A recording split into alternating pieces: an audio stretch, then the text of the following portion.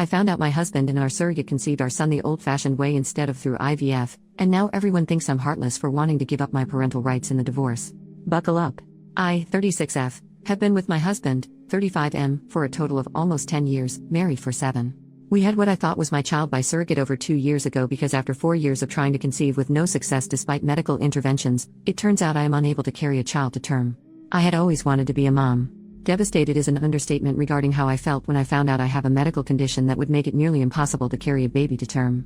It was even more upsetting when I had to get a major surgery to remove uterine growths with the hope to increase fertility, and complications during surgery warranted a partial hysterectomy involving removal of my uterus only.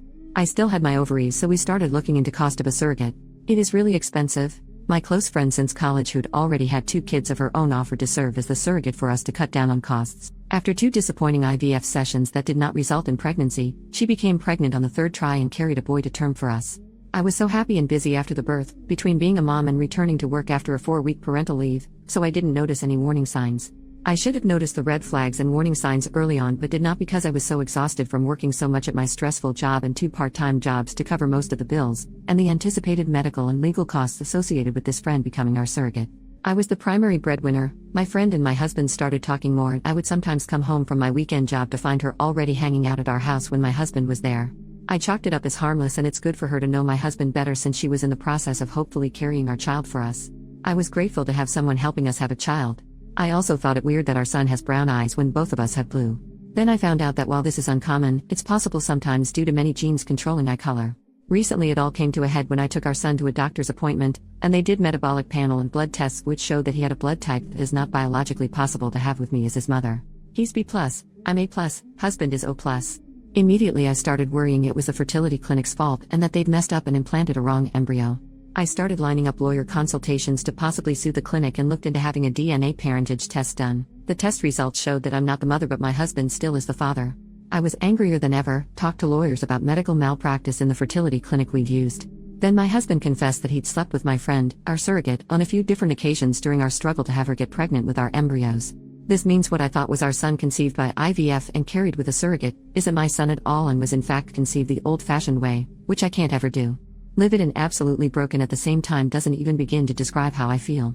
I have been breaking down into crying spells over and over again about this. He claims he didn't ever think pregnancy could result because he pulled out, and he had always assumed that he was the reason for our earlier struggles to conceive, both before my hysterectomy and during the IVF insemination process with this friend.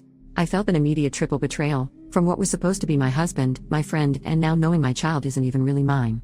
I had such white-hot rage and delirium. I immediately left home and stayed at a hotel for almost a week before asking my parents to let me stay at home for a while.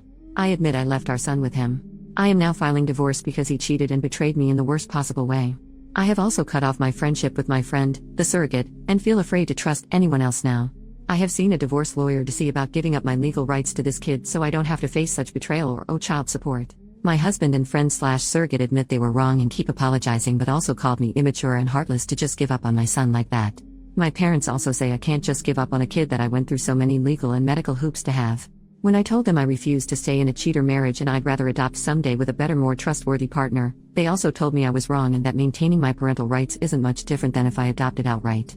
They said it isn't blood that makes a family. They are all about me divorcing my cheater husband but keep telling me I'm making a mistake giving up my parental rights. Some of my other friends agree with what I'm doing. A few admitted they weren't big enough to swallow pride and care for an affair baby or to see daily reminders of my friend/surrogate's betrayal every time I look at her son. I just want a clean break and a fresh start. I'm also looking at relocating several states away.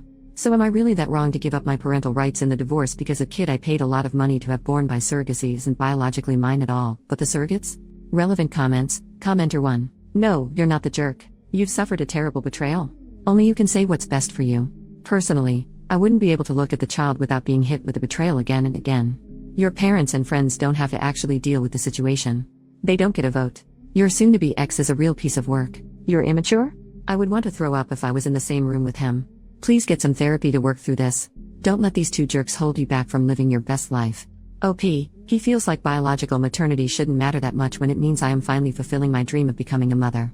He says that if I adopt someday, I'm still going to have to raise a child that is not biologically mine. He has reminded me about what a depressive wreck I was during the infertility, the aftermath of my partial hysterectomy, and how I put him through the ringer because I was obsessed with wanting to have a child.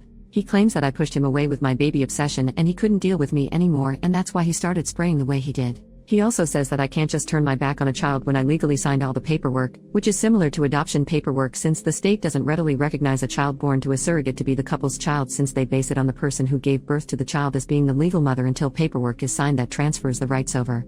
He also claimed that I am going to have a difficult battle ahead of me trying to reverse that.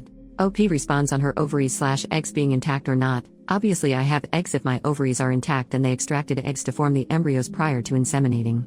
There's still eggs remaining there. OP explains the process of the fertility clinic being involved. The fertility clinic was just involved in the egg extraction, embryo formation, and storage of eggs and embryos. Another medical practice utilized the in vitro fertilization methods with the person I thought would be our surrogate.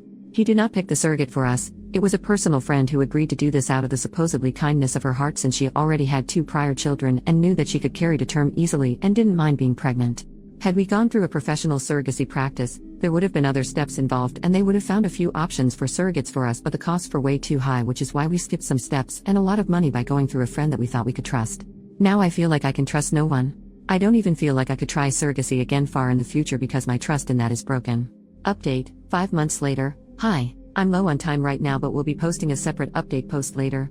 I'm not staying and I'm not caring for him anymore. I was not even offered a choice in the matter at all, which is why I've kept telling myself I shouldn't want to compare myself to men in a similar type of parentage situation, and have kept myself pretty distant toward the boy I thought was mine. I have no legal rights anymore no matter what because she fought to get her son back. I'm actually a lot more upset about losing this child than I showed in my post, and I'm realizing more every single day that the choice was never mine and I lost. I posted that I wouldn't want to be the sucker raising someone else's kid as more of a cope than anything. She got to have her kid, he left me, and I'm stuck with nothing. Relevant comments. OP explains about being the legal guardian in the question after the maternal test confirmed her not to be the biological mother. OP, and yes, that is exactly what I've been going through all these months. I have little to no rights. I'm stuck coping with major loss. My best chance at still being this boy's guardian is to stay with that awful scrub of a guy, hope he lets me stay, and agreeing to let that slore of a friend have 50-50 and be the chump who still pays most of the bills for that unmotivated scrub sob in the meantime while he continues to cheat. It also came out that she wasn't his only affair either. He's been cheating all along for most of the time that we've been trying without success to get pregnant. So for anyone who acts like I'm selfish, I make their blood boil. They can go screw themselves because they don't know me like that and I don't have any real choice in the matter.